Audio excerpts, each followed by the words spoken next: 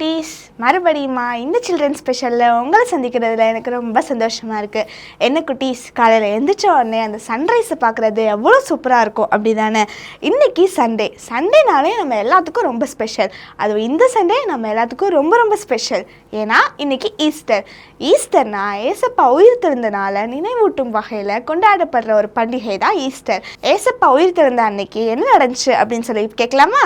மரியாளக்கா அவங்க ஃப்ரெண்ட்ஸோட சேர்ந்து ஏசப்பாவை பார்க்கும்படியா ஏசப்பாவோட கல்லறைக்கு போயிட்டு இருந்தாங்களாம்.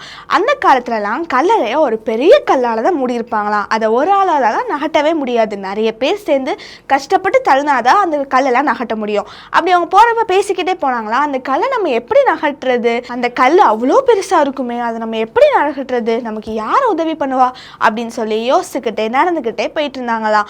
அப்போது அந்த கல்லறைக்கிட்ட போனோடனே அவங்க எல்லாரும் பார்த்து ஷாக் ஆயிட்டாங்களாம். அங்கே என்ன நடந்துச்சு தெரியுமா குட்டீஸ்? அந்த கல்லறை திறந்துருந்துச்சான்.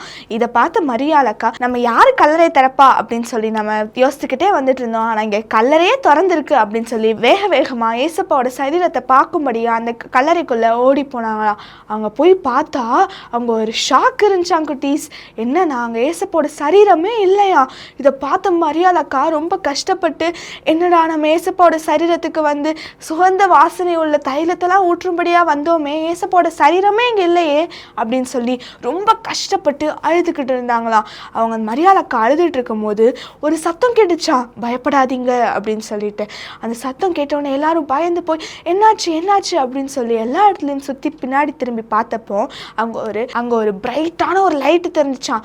அங்கே ஒரு தேவதூதன் தோன்றினாங்களாம். ஏசப்பா இங்கே இல்லை, அவர் சொன்னபடியே உயிர் தெழுந்தாது. இதை நீங்கள் போய் அவங்களுடைய சீஷர்கள் எல்லாத்துக்கும் சொல்லுங்க அப்படின்னு சொல்லி அந்த ஏஞ்சல் சொன்னாங்களாம். என்ன குட்டீஸ், அவங்க எல்லாத்துக்கும் ஏஞ்சல்லாம் பார்க்கணுன்னு ரொம்ப ஆசை தானே? நம்ம எல்லாரும் போய் பரலோகத்தில் ஏஞ்சல்ஸை கண்டிப்பாக பார்க்கலாம், ஓகேவா? அவங்க வேகமாக பதட்டத்தோட வேகமாக போய் அவங்க சீஷர்கள் எல்லாத்துக்கும் சொல்லணும் அப்படின்னு சொல்லிட்டு போகிற வழியில் ஏசப்பா அவங்கள சந்திச்சு அவங்கள வாழ்த்தி அவங்கள ஆசீர்வதிச்சாங்களாம். என்ன குட்டீஸ், ஏசப்பா நம்மளை பிளெஸ் பண்ணால் நம்ம எல்லாத்துக்கும் ரொம்ப சந்தோஷமாக இருக்கும் அப்படி தானே? அதே போல தான் மரியாளக்காக்கும் ரொம்ப சந்தோஷமாக இருந்ததா. ஏசப்பா தன்னை தேடி வந்த மரியாளுக்கு தான் முதல்ல தரிசனமானாங்க. இந்த கதையிலிருந்து தெரிய வர கல்லறையின் ரகசியம் என்ன தெரியுமா குட்டீஸ்?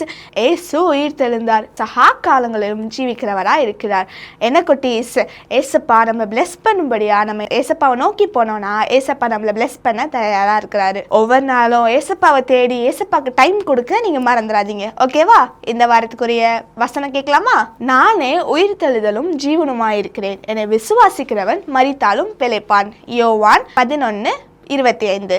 இன்னொருக்க சொல்லலாமா? நானே உயிர் தெழுதலும் ஜீவனுமாயிருக்கிறேன், என விசுவாசிக்கிறவன் மரித்தாலும் பிழைப்பான். யோவான் 11:25. இந்த வாரத்துக்குரிய பாட்டு கேட்டுக்கலாமா? கண்ணாடி முன்னாடி நின்ன போதுமா, ஏசு முன்னாடி நிற்க வேணாமா? கண்ணாடி முன்னாடி நின்ன போதுமா, ஏசு முன்னாடி நிற்க வேணாமா? உனக்காக வாழ்ந்தாரே உலகத்தில், உனக்காக மரிச்சாரே சிலுவையில். உனக்காக வாழ்ந்தாரே உலகத்தில், உனக்காக மரிச்சாரே சிலுவையில்.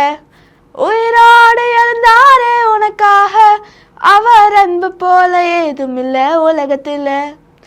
உயிரோடு எழுந்தாரே உனக்காக, அவர் அன்பு போல ஏதும் இல்லை உலகத்தில்.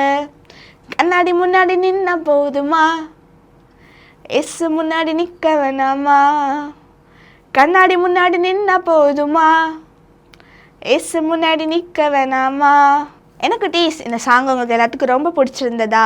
ஏசப்பா நமக்காக தான் இந்த உலகத்தில் தன்னுடைய ஜீவனை விட்டாங்க. நமக்காக தான் 3ஆம் நாள் உயிரோடு எழுந்து நம்முடைய பாவத்தை மன்னிக்கும்படியாக சிலுவையில் அறையப்பட்டாங்க.